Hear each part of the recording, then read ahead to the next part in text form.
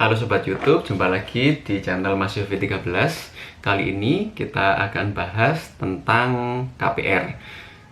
Nah, untuk memiliki rumah adalah impian setiap orang. Jadi, sebelum kita memiliki rumah ya, ini ada SHM maupun AJB, tentu kita harus melalui proses pencarian, kemudian untuk melakukan proses pembelian setelah mendapatkan yang cocok. Nah, dari survei yang ada yang dilakukan oleh Bank Indonesia pada 2019, kita temukan bahwa sekitar 75% dari seluruh pembelian rumah secara nasional adalah menggunakan metode KPR. Sisanya adalah cash bertahap maupun cash keras.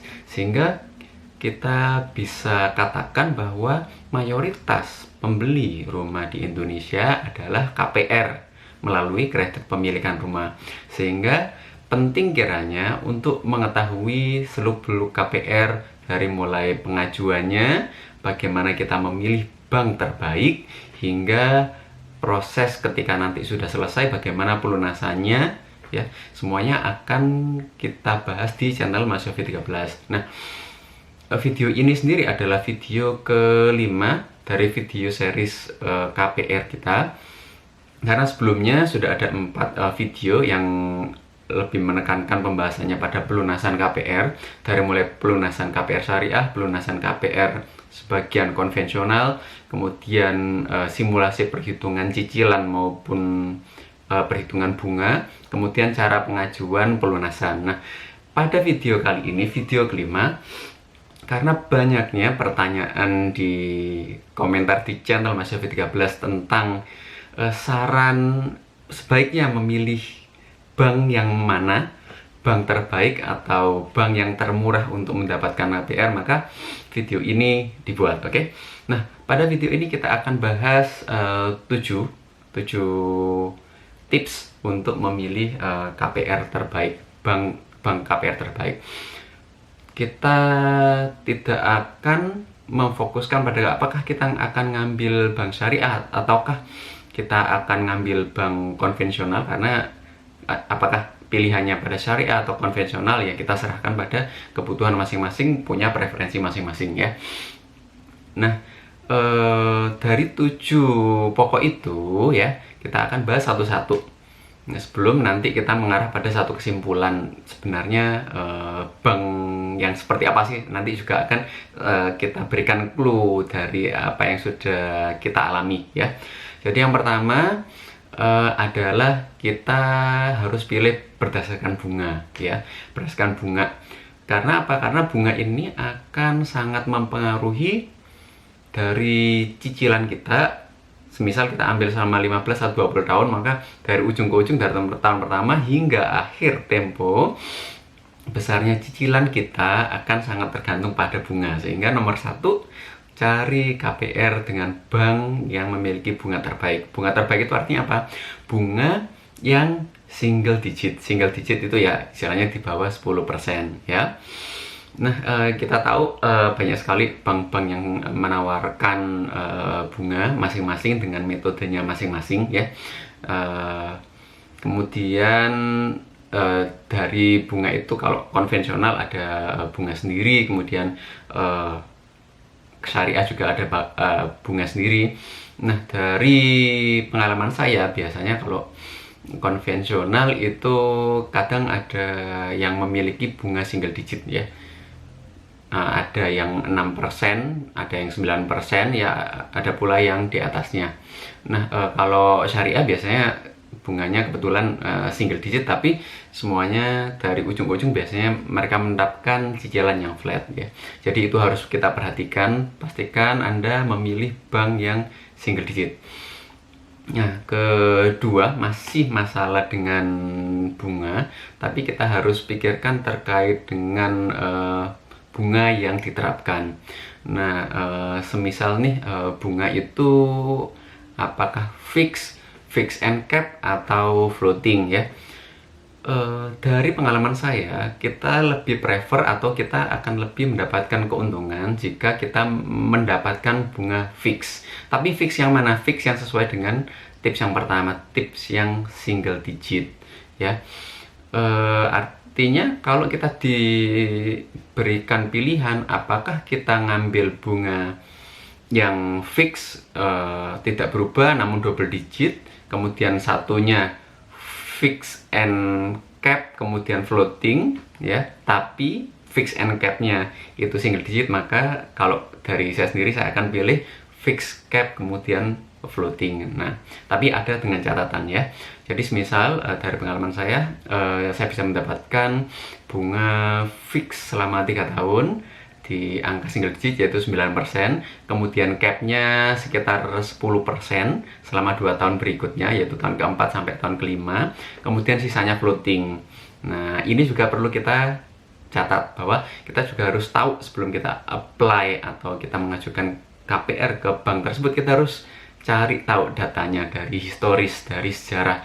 Kalau sebenarnya floating ya di tahun, semisal tahun ke-6 dan seterusnya, itu akan seberapa besar sih ya. Jadi kita harus cari tahu, jangan sampai ketika dapat 9 dan 10% kemudian floatingnya sampai 14, 15 dan lain sebagainya, dan itu sampai dengan melebihi dari yang seharusnya atau melebihi dari pasarannya, bahkan untuk yang biasanya double digit di 12,5 sampai 14% gitu ya. Nah, kenapa ini penting? Karena kalau dalam metode yang saya lakukan adalah saya melakukan pelunasan sebelum waktunya, sehingga penting untuk mendapatkan bunga di awal yang kecil ya, yang kecil ya, yang single digit itu. Misal selama 3 tahun itu 9% ya, maka ketika dalam 3 tahun itu kita akan melakukan pelunasan sehingga bunga total selama tempo tersebut yang kita bayarkan adalah kecil juga. Oke. Nah, adapun bunga single digit ini juga kita bisa dapatkan ketika di masa promo. Semisal nih salah satu bank swasta ya, Bank ABC ya. Bank ABC salah satu bank swasta terbesar di Indonesia biasa melakukan promo pada saat hari ulang tahunnya, yaitu antara bulan Februari sampai Mei ya. Itu mereka biasanya bisa memberikan bunga spesial ya, paling kecil sekitar 6%. Nah, 6% itu cukup lumayan. 6% karena normalnya selain dari bulan Februari sampai Mei itu akan kembali ke bunga normalnya sekitar 9% gitu ya. Ya, itu ada yang kedua. Yang pertama tadi terkait bunga, kedua adalah terkait tipe bunganya. Oke. Yang ketiga, jangan lupa juga ini yang sangat penting, legalitas, bahwa kita harus memilih bank yang memang benar-benar dalam sejarahnya memang terpercaya untuk menjaga legalitas dokumen rumah kita. Oke. Kita bisa dengan mudah mencari di internet berbagai kasus tentang KPR karena cukup banyak. Semisal seseorang membeli dari developer yang sudah bekerja sama dengan bank tertentu, ternyata setelah 15 tahun dan dilunasi ternyata dokumennya belum beres ya, dokumennya ada yang hilang dan lain sebagainya. Kita bisa tahu kasus-kasus tersebut dan sebisa mungkin jangan sampai hal itu terjadi pada kita, karena dalam tanda kutip percuma ya kalau kita udah membayar segitu banyak untuk KPR cicilan tiap bulan, namun kalau dokumen legalitas rumah itu ternyata belum jelas, maka itu adalah resiko yang sangat tidak mau untuk kita tanggung ya, sangat harus kita hindari. Oke. Itu adalah yang ketiga ya. Yang keempat adalah plafon ya. Kita juga harus mencari bank yang bisa memenuhi plafon kita ya, karena kadang-kala ada bank yang lebih mudah untuk memberikan plafon yang lebih besar gitu ya. Kadang-kala juga ada yang melakukan adjustment terhadap pengajuan kita sehingga kita tidak mendapatkan plafon yang sesuai dengan kebutuhan kita. Kalau kita tidak mendapatkan plafon sesuai kebutuhan kita, artinya DP kita akan nambah ya. Tapi ya bank memiliki kebijakan masing-masing. Kadang-kala kalau mereka memiliki program khusus juga kadang plafonnya juga mereka agak batasin ya. Jadi ya itu adalah sebuah pilihan, silakan ditentukan. Nah, kemudian selanjutnya yang tadi adalah yang keempat, selanjutnya adalah yang kelima. Yang kelima adalah ini penting terkait dengan metode yang tadi, bahwa kita melakukan pelunasan di awal, maka perlu untuk secara jelas di awal, baik pada saat proses pengajuan maupun akad, harus didefinisikan terkait ketentuan atau fleksibilitas pelunasan dipercepat atau pelunasan sebagian, ya pelunasan sebelum waktunya. Nah, kita harus pilih bank yang transparan. Transparan dalam artian mereka sudah memberikan ketentuan baik kalau bisa tertulis ya, baik di peraturan mereka maupun di akad ya.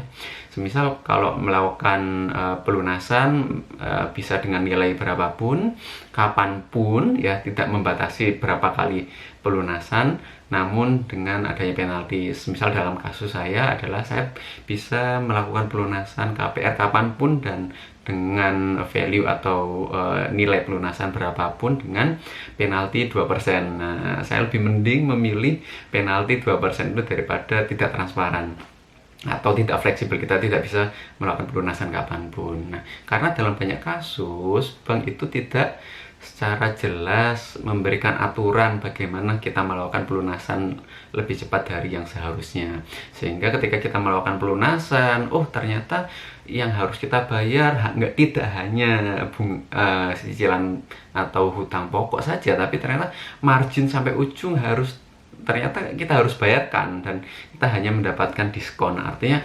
ujung-ujungnya maka secara total nilai yang harus kita bayarkan dari mulai awal KPL sampai dengan pelunasan itu akan lebih besar.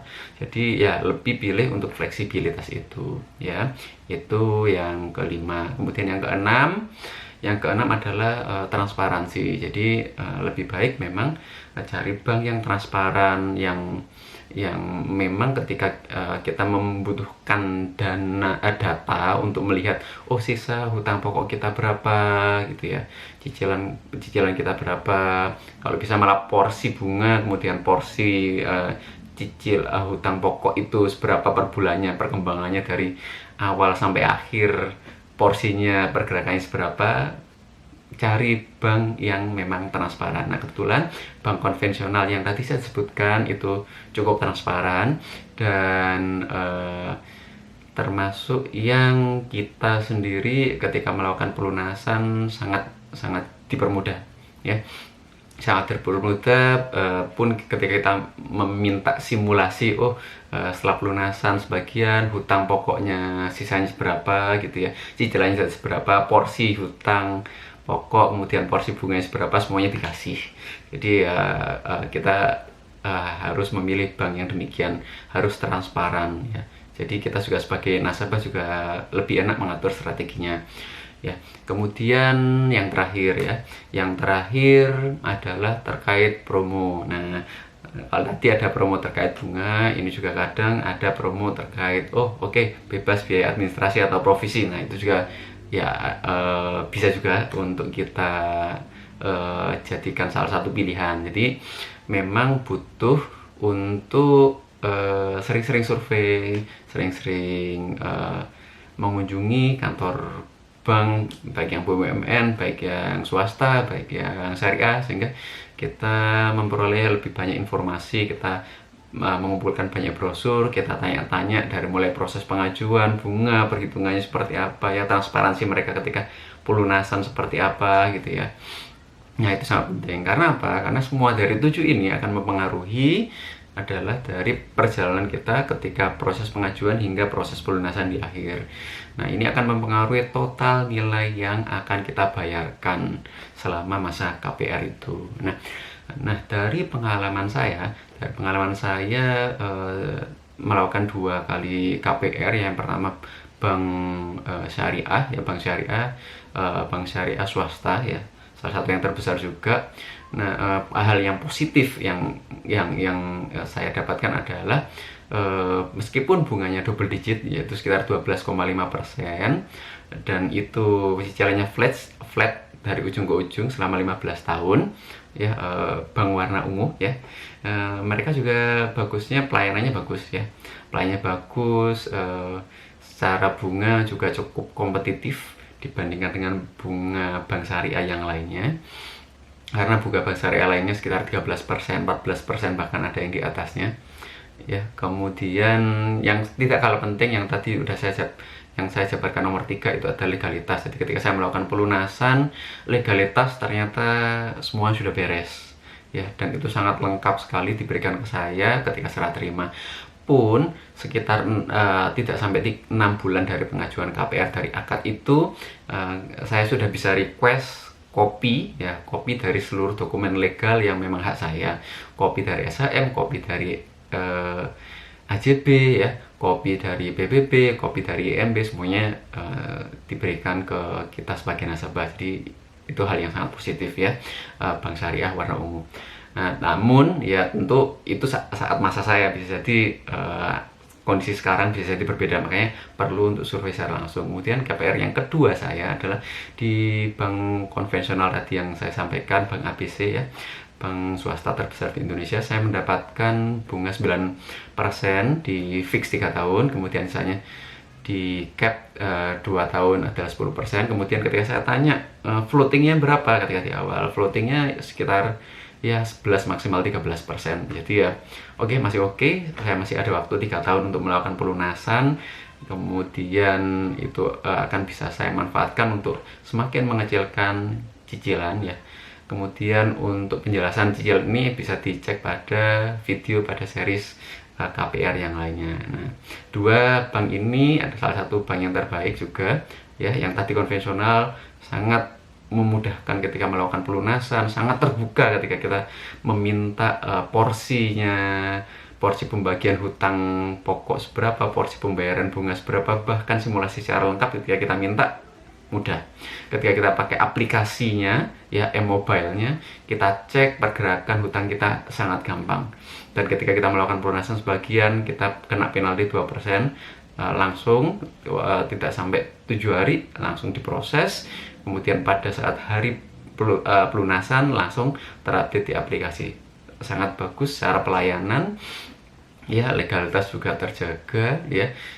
Oleh karena itu jangan sampai salah pilih bank terbaik untuk KPR ini, karena untuk mendapatkan rumah impian itu effortnya cukup besar, cukup banyak dana yang harus kita keluarkan untuk pembayaran ini gitu ya. Jadi semoga ini bermanfaat, dan jangan lupa subscribe channel Mas Yofi 13 dan tonton video series yang lainnya di channel Mas Yofi 13 tentang KPR. Oke? Terima kasih, semoga bermanfaat. Jika ada pertanyaan silahkan sampaikan di kolom. Sampai jumpa, bye.